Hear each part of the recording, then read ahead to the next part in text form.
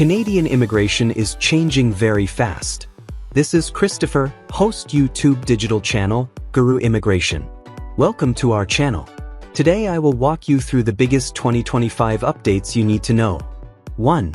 Immigration Levels Plan, 2025 to 2027. 2.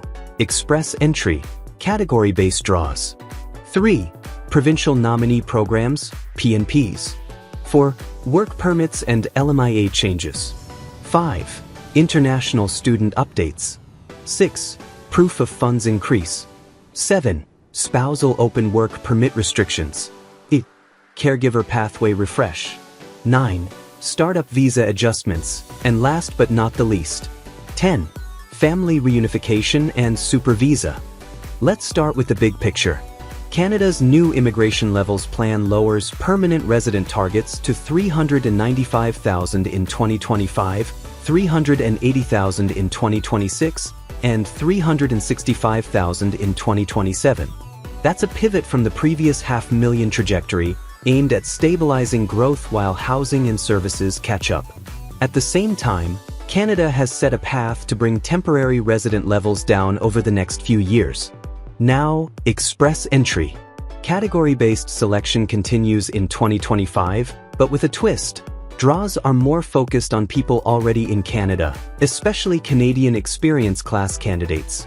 The key categories this year are French language proficiency, health and social services, the skilled trades, and, new for 2025, education occupations like early childhood educators and K-12 teachers. If you fit one of these, keep your profile updated and documents ready. What about provincial nominee programs? Provinces remain very active, using their own streams to target local labor needs. Think tech, healthcare, trades, and early childhood education. If your CRS is below recent federal cutoffs, a PNP nomination is often the fastest way to add 600 points and get an ITA. Always check each province's occupation lists and draw updates on their official sites. Let's talk work permits and the labor market. The special COVID-era policy that let visitors apply for employer-specific work permits from inside Canada is over. It ended August 28, 2024. Today, most applicants need a regular employer-specific work permit based on a positive LMIA or a valid LMIA-exempt offer. Plan accordingly. On the employer side, Service Canada tightened LMIA rules. There's a national 10% cap on low-wage temporary foreign workers at a work location, with a 20% cap for a few critical sectors like construction, food manufacturing, and healthcare. And if a job is in a city with unemployment at 6% or higher, some low-wage LMIA applications won't even be processed, unless they're in exempted sectors. So when you job hunt, ask about MIA eligibility and timelines up front. International students, big changes continue. Canada is keeping a national cap on new study permits in 2025, managed by provincial attestation letters.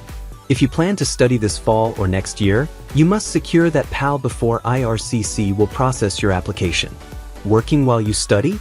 The off-campus limit is now up to 24 hours per week during regular academic sessions, with full-time hours allowed during scheduled breaks.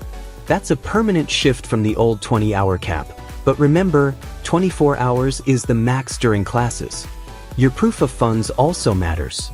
From January 2024 through August 31, 2025, most single applicants needed at least $20,635 to meet the cost of living requirement. Starting September 1, 2025, that threshold rises to $22,895 for a single applicant, with higher amounts for spouses and dependents. Budget for tuition plus these updated living costs before you apply. Spouses of students, spousal open work permits have been narrowed. As of 2025, eligibility is mainly for spouses of master's and doctoral students and certain professional programs. Many undergraduate-level spouses are no longer eligible. Always check the latest IRCC criteria before you assume you qualify. Caregivers got a meaningful refresh.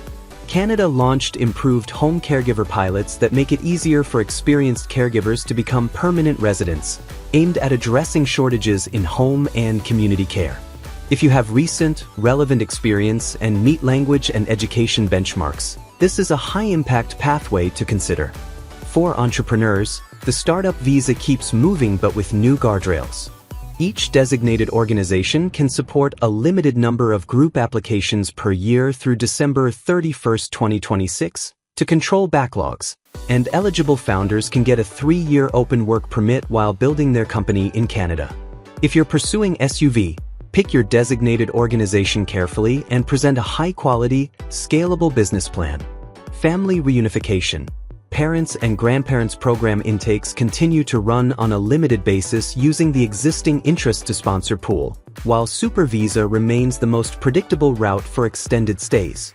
The Super Visa now allows stays of up to 5 years per entry, with extensions, but it does not authorize work. Make sure your medical insurance and financial support documents are rock solid before applying. 2 quick planning tips to wrap up. First, timing. With lower PR targets through 2027, competition may be tighter.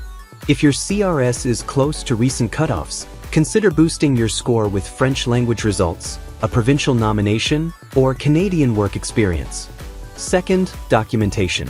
Whether it's a study permit with a PAL and updated funds, or an LMA-based job offer, build a complete, consistent file the first time. Processing times and refusal to process rules are less forgiving in 2025. If you found this helpful, hit like and subscribe. Drop your questions in the comments, tell me your situation, and I will point you to the best pathway and the latest rule book page to match. See you in the next update.